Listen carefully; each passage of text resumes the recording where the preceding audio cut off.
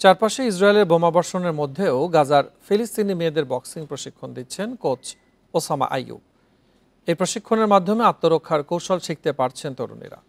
Boxing শিখে তাদের মনোবল ও শারীরিক শক্তি বেড়েছে বলে জানায় তারা।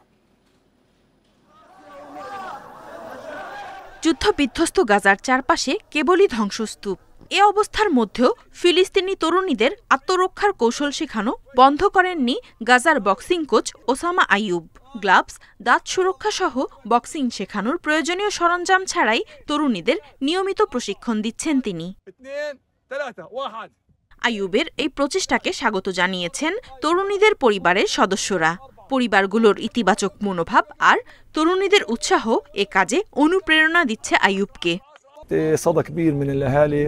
খুব ভালো লাগে যখন দেখি মেয়েগুলো আত্মরক্ষা করতে পারছে, রাতে সাহস করে রাস্তায় বের হচ্ছে।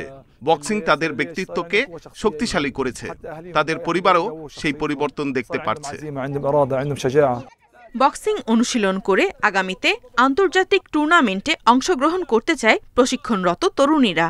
বিশ্ববাসীর কাছে নিজেদের যোগ্যতা প্রমাণের সুযোগ দেওয়ার বার্তা পৌঁছে দিতে চায় তারা।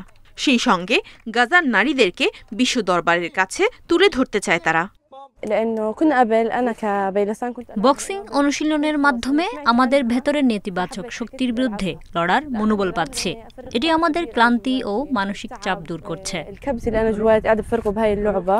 যুদ্ধ শুরুর আগে ফিলিস্তিনি তরুণীরা যেই বক্সিং ক্লাব থেকে প্রশিক্ষণ নিত, বোমা হামলায় সেই ভবনটিও এখন বিধ্বস্ত। ইসরায়েলের আগ্রাসন শুরুর পর থেকে উপত্যকাটিতে সব ধরনের খেলাধুলা ও শারীরিক কসরতের প্রশিক্ষণও বন্ধ রয়েছে। তবে ওসামা আইয়ুবের এই বক্সিং প্রশিক্ষণ গাজার তরুণীদের আত্মবিশ্বাস বাড়িয়ে তাদেরকে নতুন স্বপ্ন দেখতে উৎসাহী করছে। Nadia Tabassum, independent news.